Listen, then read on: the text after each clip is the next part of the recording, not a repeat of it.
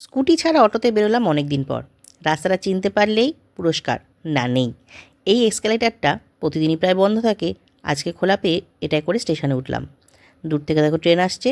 এবার আমি ট্রেনে উঠে পড়লাম। ওরে বাপরে, কি ভিড়! এই ভিড় ঠেলতে ঠেলতে হঠাৎ চোখে পড়ল একটা সুন্দর ব্যাগ। এরপরে দেখলাম পিছনে জামা সেলাই করা সিকিউরিটি দাদা লেডিস থেকে নেমে গেলেন। কী সুন্দর নিজেকে পুলিশ ভাবছে। এরপরে পায়ে পায়ে সবার সাথে এগিয়ে চললাম শিয়ালদা স্টেশনে। হাঁটছি হাঁটছি হাঁটছি হঠাৎ চোখে পড়লো এই ব্যক্তির ট্রেনে ওঠার কোনো তাড়া নেই। এবার ডজ করতে করতে এগিয়ে চলেছি এগিয়ে চলেছি এগিয়ে চলেছি। যেতে যেতে উঠে পড়লাম আমি অটোতে। রাস্তাটা নিশ্চয়ই চেনো। না, কলেজ স্ট্রিট আমি যাচ্ছি না, যাচ্ছি অন্য একটা কাজে। কাজ সেরেই তোমাদের দেখাবো আর একটা দর্শনীয় জায়গা।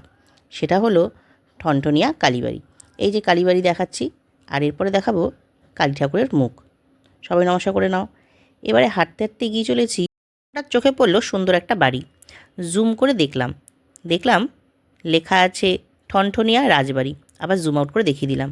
এবার পেয়ে গেছে খিদে, কিনলাম ঝালমুড়ি আর একটা মোচা কিনলাম বাড়ির জন্য। আর এখন মুড়ি খাবো। ঠিক করলাম আর কিচ্ছু কিনবো না। কিনে ফেললাম এরপরে কমলা লেবু আর আঙ্গুর। এবার ঠিক করেছি আর কিছুই কিন্তু কিনবো না। কিনলাম এবার সাবুর পাঁপড় আর দিলখুশ। খেতে খেতে ট্রেনে উঠে ভাবছি আর কিছু কিন্তু কেনা যাবে না। আর যা ভিড়! ট্রেন থেকে নামলাম, নেমে বাড়ি পৌঁছে মায়ের হাতে সাবুর পাঁপড়, আধ খাওয়ার দিলখুশ, কমলা লেবু, আঙুর, মোচা সব মোটামুটি হ্যান্ড ওভার করে আজকের দিনটা আমি এভাবেই কাটালাম। শিয়ালদা ভ্রমণ কমপ্লিট হলো। ভিডিওটা তোমাদের কেমন লাগলো অবশ্যই জানিও। যদি ভালো লাগে লাইক কমেন্ট শেয়ার, চ্যানেলটাকে সাবস্ক্রাইব করো। আর এরকমই ঘোরার ভিডিও হয়তো দেখাবো যদি কখনো ঘুরতে যাই।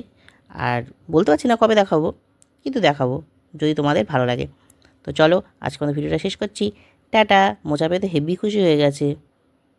টাটা।